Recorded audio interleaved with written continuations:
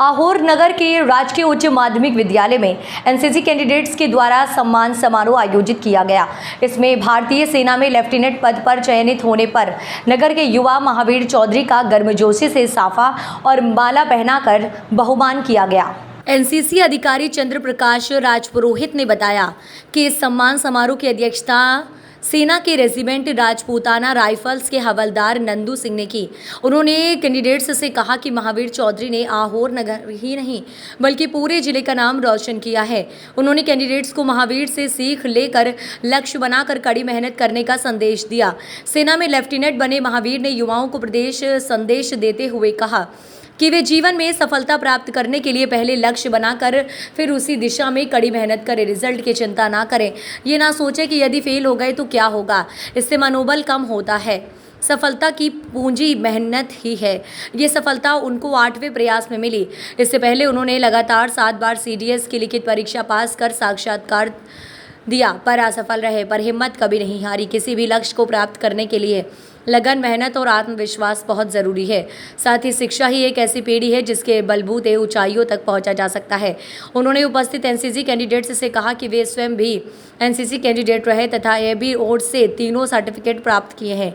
इस दौरान NCC candidates ने लेफ्टिनेंट चौधरी से अपनी आकांक्षाओं के अनुरूप प्रश्न किए और चौधरी ने कैंडिडेट्स का सहज जवाब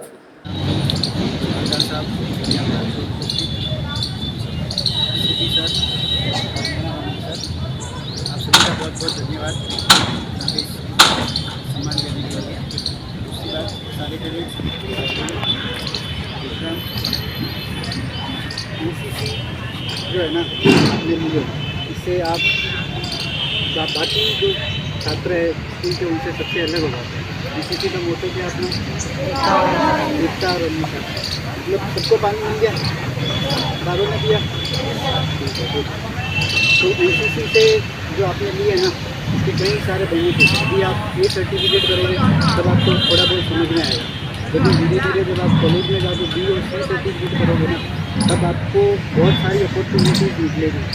इससे आप पूरे देश में क्या पूरे देश के बाहर भी ऐसे कई सारे कैंप होते हैं जिसमें जाकर आप पूरी कंट्री का रिप्रेजेंटेशन कर सकते हैं। ये सर्टिफिकेट में आप कैंप में जाकर बहुत सारी एक्टिविटीज़ सिखाते हैं आपको, ठीक है। दूसरा, आपको जो एनसीसी में रेस्पॉन्सिबिलिटीज मिलती है, ये वर्दी जो आपको पहनी हुई है ना, ये ऐसे ही नहीं मिलती है।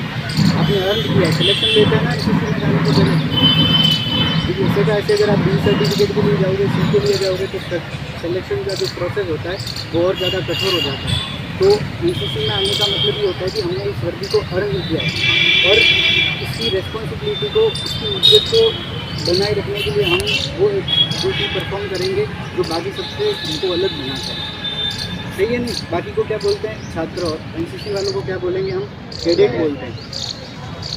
देश के प्रति अपनी अलग जिम्मेदारी हो जाती है। अपन जहाँ रह रहे हैं वहाँ पे अपने आसपास अपने जो चीज़ें हैं, जो अपनी सारी चीज़ें हैं वो दूसरों से अलग तरीके से करता है। यहाँ पे अपने को क्या सिखाया जाता है, सबके साथ मिलकर एकता और अनुशासन। अनुशासन के अंदर तक सब कुछ आता है। आप सुबह उठने से लगा के शाम को सोने तक जो आप वर्दी पहनते हो वो भी आप, उसके अंदर भी अनुशासन आता है कि इसका पहनने का तरीका होता है और उसी तरीके से उसको पहनना है, इस तरीके से उसको रखना है, सारी चीज़ें आती हैं। एनसीसी में अगर मैं अपॉर्चुनिटी की बात करूँ तो अगर जब आप B और C सर्टिफिकेट के लिए जाते हो तो बहुत सारे कैंप होते हैं। जैसे मैंने B और C सर्टिफिकेट का रखा है, उसमें भी अलग अलग कैंप आते हैं। जैसे रिपब्लिक डे दिन 26 जनवरी की परेड देखी है सबने, तो वहाँ पे एक एनसीसी का प्रेसिडेंट चलता है, देखा आपने सभी ने।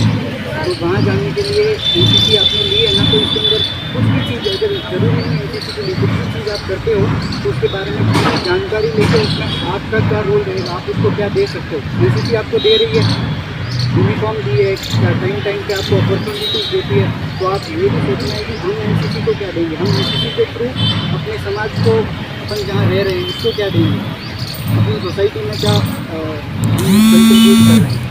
ठीक है, आप अभी सारे कौन सी क्लास में हो, 10th क्लास के लगभग हो। अभी आप जैसे जाओगे आगे तो एनसीसी को